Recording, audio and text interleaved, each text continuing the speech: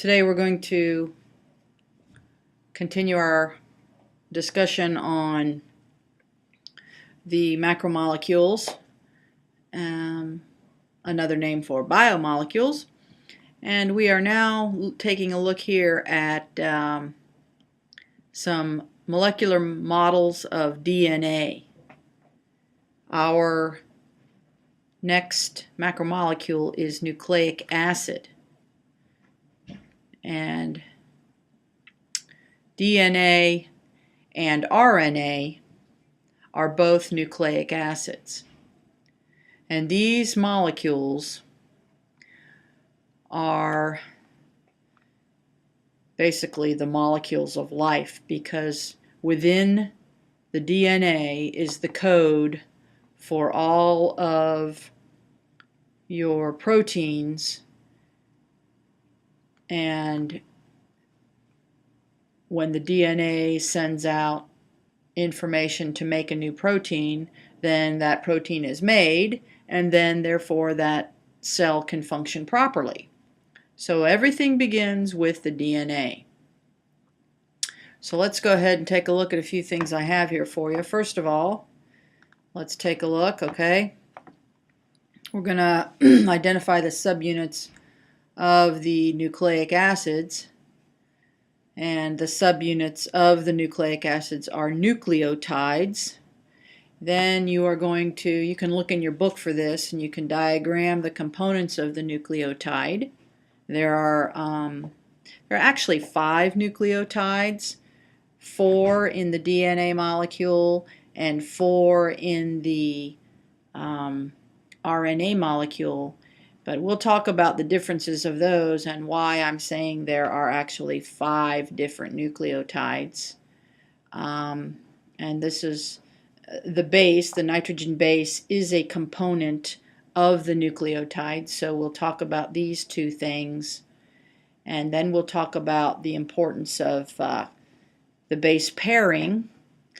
And then we'll talk about a few differences between DNA and RNA. And that will finish up this part of the unit. Okay, so stay with me here while I go into various videos that I found for you. And first of all, let's go ahead and take a look. See, here's another diagram. Let me make it big here. Okay, here's another diagram of the DNA molecule. I'm just going to go ahead and play, and I can pause it when I want to. Notice you have a coiling type of a structure here, and then as it begins, we start seeing these different letters appearing.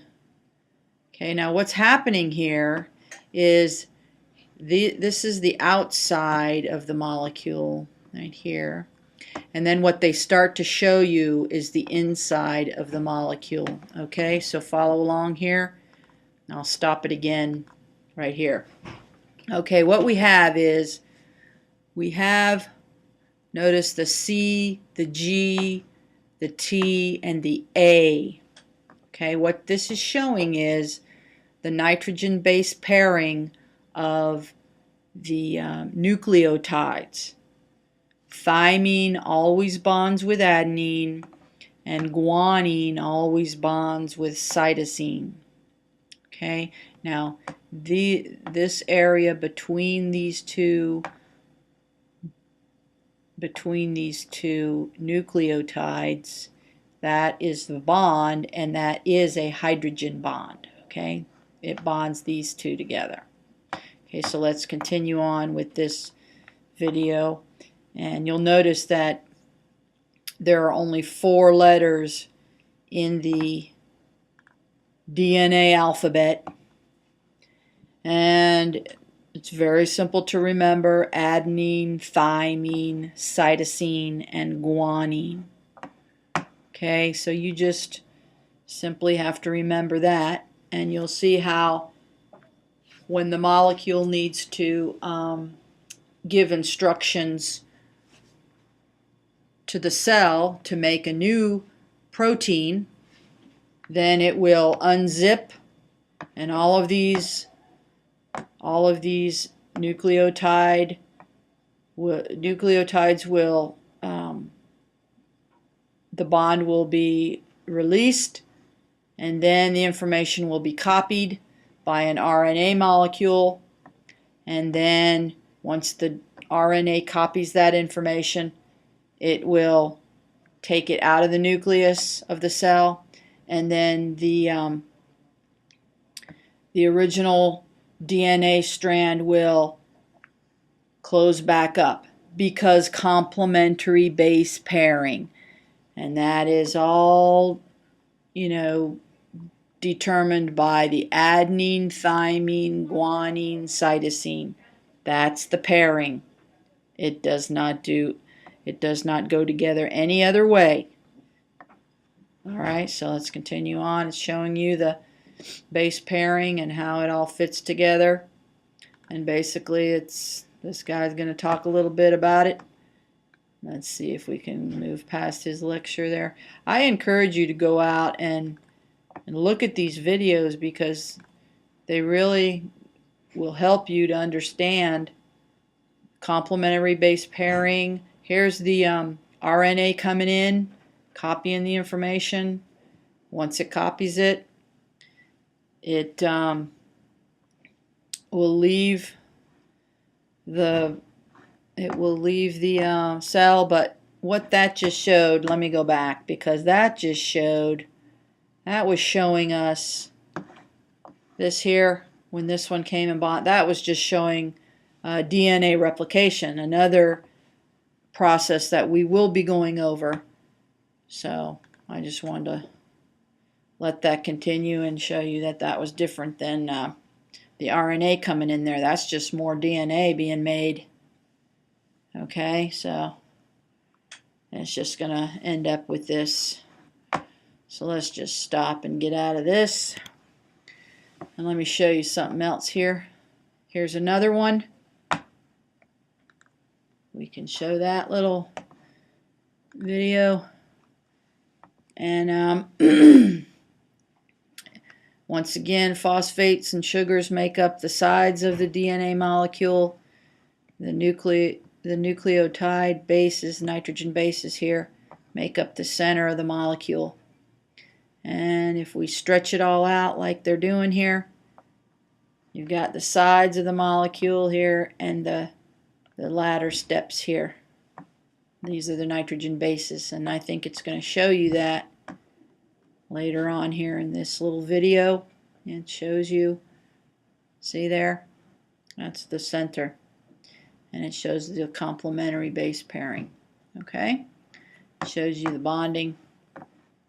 And see if I can bring that back a little bit here. Okay. Let's just zip over here and so I can pause it here. Okay. Notice how I was indicating before that the center of the molecule, you have your nitrogen bases. And so here they are, and they're connected with the hydrogen bonds so that they can easily be the DNA molecule can easily be opened and copied, and then it can close back up. Okay, so there's the adenine with the thymine, complementary base pairing, and here's the cytosine and the guanine, and complementary base pairing, and here are the hydrogen bonds. Okay, so let's go back and see what I have here. Okay, just another two-dimensional, well, it's all two-dimensional here, but there's no animation here. We've got our complementary base pairing. Okay, you got your sugar and your phosphate out on the side of your DNA molecule. Remember now, we're discussing nucleic acid. And nucleic acid, the subunit is nucleotides. Okay, so we've got our DNA molecule here. Then we've got our RNA molecule. That's the other nucleic acid we have. And remember I told you there was a difference between the nucleotides within the DNA and the RNA. And that difference is uracil. Notice adenine, guanine, and cytosine. However, it's got uracil instead of thymine. So adenine from RNA will bond with thymine in the DNA. Guanine from RNA will bond with cytosine from DNA. Uracil from RNA will bond with adenine in the DNA. Cytosine from the RNA will bond with guanine from the DNA. Okay, so that's how the complementary base pairing occurs. That's one of the differences between RNA and DNA. RNA has uracil, DNA has thymine. DNA, look, is double-stranded. RNA, single-stranded. Okay? Notice the sugar is ribose in RNA. That's why it's called ribonucleic acid. And in DNA, the sugar is deoxyribose. Okay, so deoxyribonucleic acid for DNA. So we've got the different type of sugar, we've got a different nucleotide, and we've got a double ladder here, double-sided, and then in RNA, single-sided.